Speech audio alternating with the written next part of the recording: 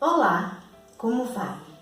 Que bom estar aqui novamente para a gente conversar sobre psicologia, constelação familiar e sobre a vida.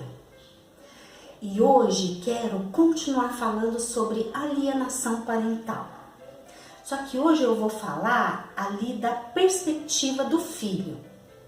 E aí, quando eu, filha, vivenciei lá na minha infância uma situação de alienação parental que houve ali com meu pai e com a minha mãe, como é que eu faço para eu me posicionar? Eu que estou aqui hoje com todas as consequências disso aqui em mim e na minha vida, como que eu faço para eu buscar a solução disso? Vamos olhar para isso? Eu te convido.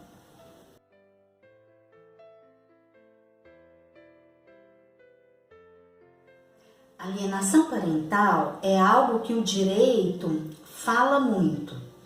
Porém, aqui eu estou falando de alienação parental não só aquela que é vista no comportamento e que tem provas, como o direito olha. Porque o direito precisa de provas para comprovar algo, né? Aqui eu estou falando daquela que acontece lá na subjetividade da mamãe e do papai.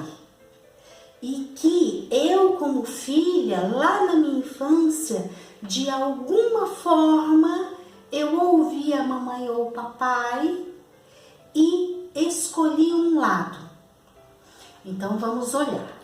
Temos aqui a mamãe, temos aqui o papai. E um dia, eu era uma criança e eu, escutando a mamãe ou o papai, escutando aqui, eu tô querendo dizer, na verdade, aquilo que a criança sente lá no inconsciente dela, ela sente a mamãe e o papai. Então, mamãe e papai não precisa falar as coisas, tá? Sentiu, criança já tá percebendo tudo, tá? Eu costumo dizer assim, criança sabe de tudo, porque ela sente. Então, um caso muito normal, muito comum que acontece é, quando nós nascemos da mamãe, muitas vezes nós escolhemos o lado dela. Porque ali quando a gente nasce, a gente é bebezinho, o nosso sentir, ele é muito mais voltado para a mamãe. Sim. Acontece o caso de algumas pessoas vivenciarem essa alienação parental e escolherem aqui o lado do papai. Também, tá? E aí escolheu o lado do o papai sentia, falava que a mamãe não era boa, aí a gente escolhe o lado dele e segue a vida com isso registrado aqui no nosso inconsciente. Mamãe não é boa, mamãe não serve. Mas, na maioria das vezes, a gente escolhe aqui o lado da mamãe. Porque a nossa ligação primeira é com ela, tá? E muitas vezes, quando eu digo aqui muitas vezes, não é um dado estatístico, mas eu aqui bem num palpite mesmo, eu diria que 99,9% das pessoas, das famílias vivenciam isso daqui, tá? De um olhar para o outro no casal e desqualificar o outro, de termos a dificuldade de aceitar o outro como ele é.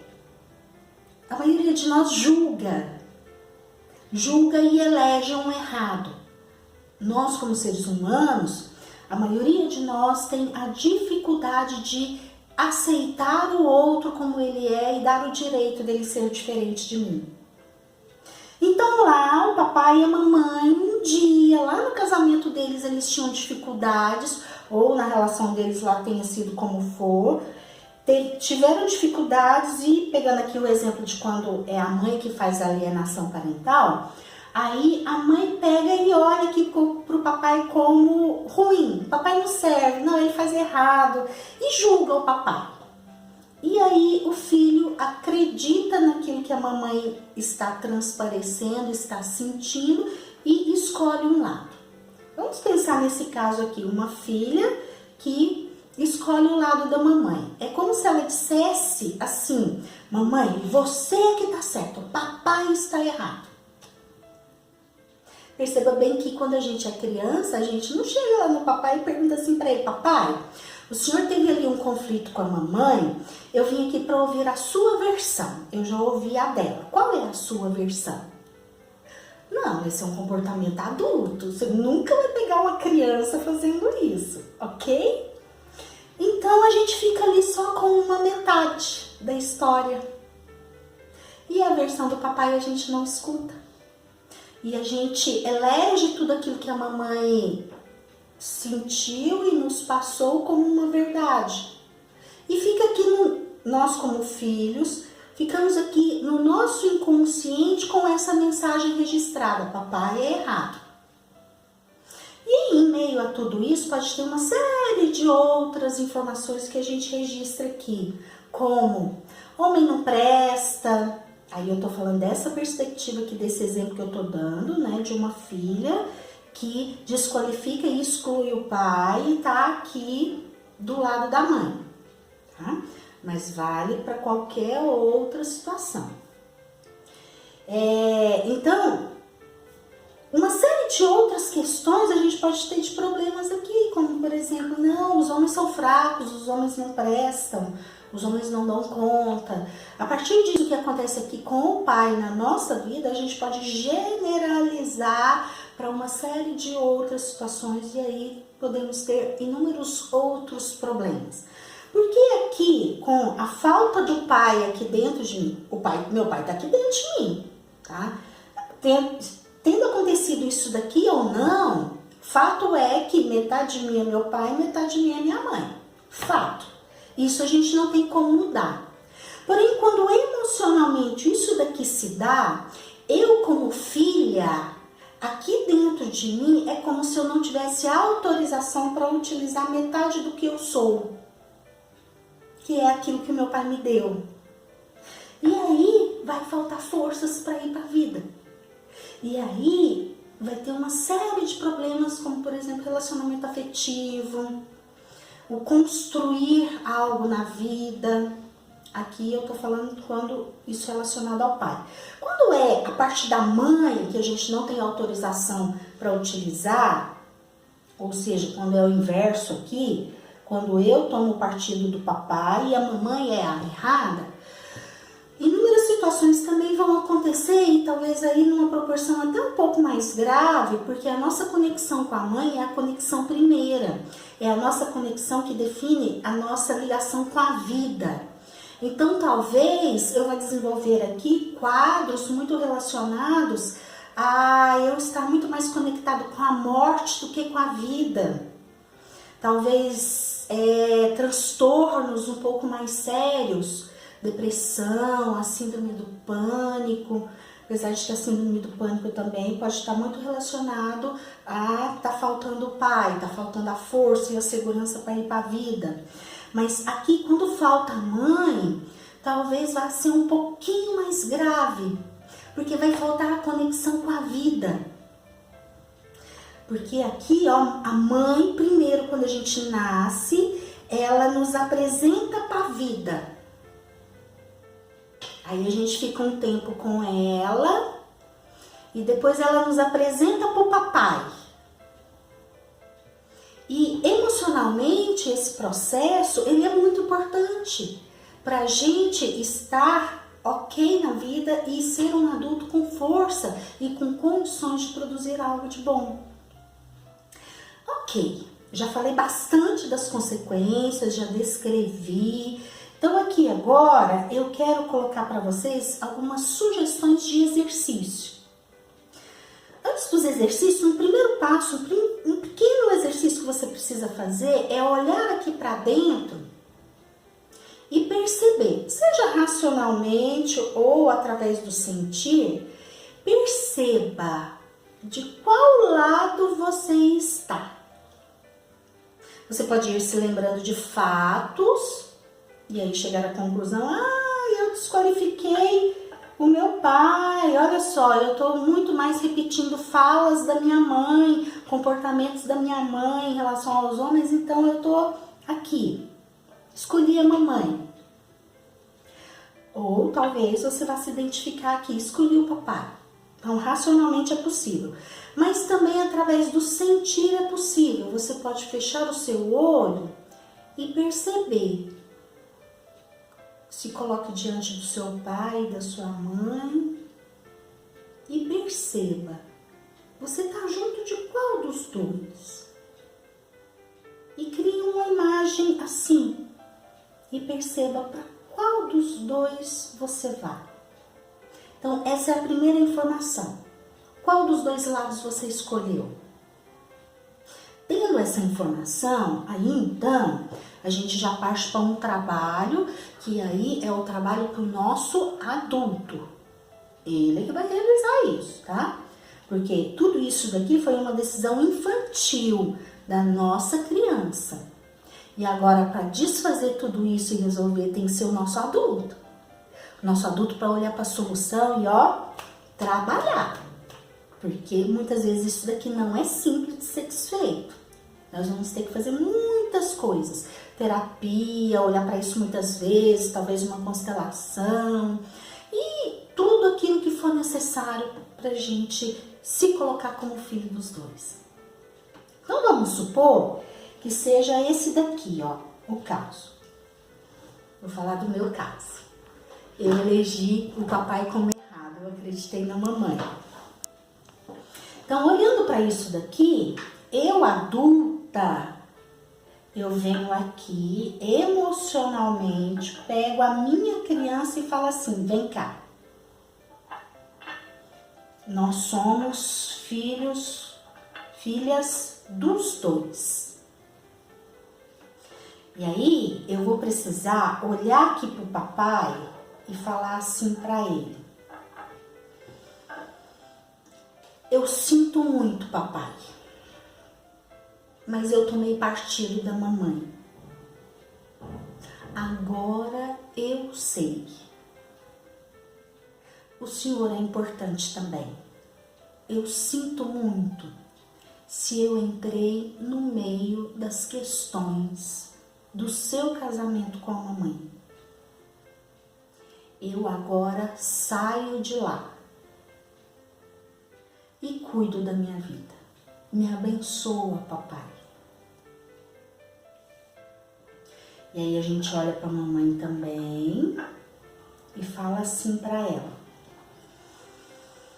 Sinto muito, mamãe, mas eu achei que eu era maior do que você e quis te defender, quis te proteger. Agora eu sei, mamãe, eu sou pequena e você é grande.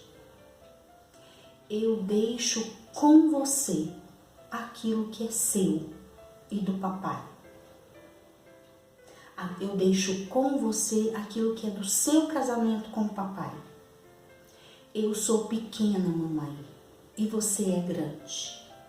Eu não dou conta, você dá. Me abençoa, mamãe. Se eu olhar para minha vida, tomando você e o papai no meu coração. E aí, a gente pode colocar a vida aqui e fazer um movimento de olhar para a vida. E deixar aqui, dando até um distanciamento, tá? Emocionalmente, a gente caminha para frente em direção à vida. E deixa o papai e a mamãe aqui, sendo separados ou casados, que eu costumo falar o seguinte, muitas vezes o papai e a mamãe separou há anos e anos e anos, mas lá no coração deles, eles continuam casadinhos. E a gente continua aqui no meio. Então, deixa eles aqui com as pendências deles. Se um dia eles vão se ajustar ou não, aí é problema deles. A gente, os filhos, eu, filha, eu preciso olhar para minha vida e cuidar daquilo que é meu. O que eu tenho na minha vida? Eu, por exemplo, eu tenho um marido, eu tenho uma filha, eu tenho o meu trabalho e eu tenho aqui pro lado mais para pertinho da minha vida uma série de projetos futuros, um monte de coisas que eu ainda quero realizar, ó, tá aqui pro futuro. Então, eu preciso me liberar emocionalmente disso aqui do papai e da mamãe, para eu poder estar disponível para tudo isso daqui que é da minha vida. Porque senão fica a deriva. Se eu fico aqui, ó, no meio do papai e da mamãe, quem que tá cuidando disso aqui, ó? Eu tô de costas. Eu tô aqui no meio, cuidando do casamento dos dois. Aí isso daqui que é da minha vida perde forças e fica a deriva. Eu não sei para onde que tá indo, emocionalmente falando, ok? Então, emocionalmente a gente se disponibiliza. Vou contar uma história minha de como que é isso daqui. O meu pai fez uma cirurgia, tem uns 15 dias mais ou menos, na coluna. Foi uma cirurgia simples e passou muito bem e tal, mas passados uns 15 dias eu cheguei, fui almoçar com ele, cheguei e ele tava lá mancando. Perguntei, pai, o que foi? Aí ele foi e me explicou que as pernas estavam doendo e tal. E a minha criança quis olhar aqui para trás e cuidar dele. Na hora que eu percebi isso, eu falei, conversei aqui, meu adulto com a minha criança, falei assim, ó, parou, Inês. Não. A gente tem tudo isso daqui que é da nossa vida que a gente precisa cuidar. Papai é grande, é adulto e ele dá conta de cuidar da vida dele. Inclusive, ele já marcou uma consulta para tarde. Então, eu não preciso, de fato, cuidar daquilo que é do meu pai. Meu pai dá conta.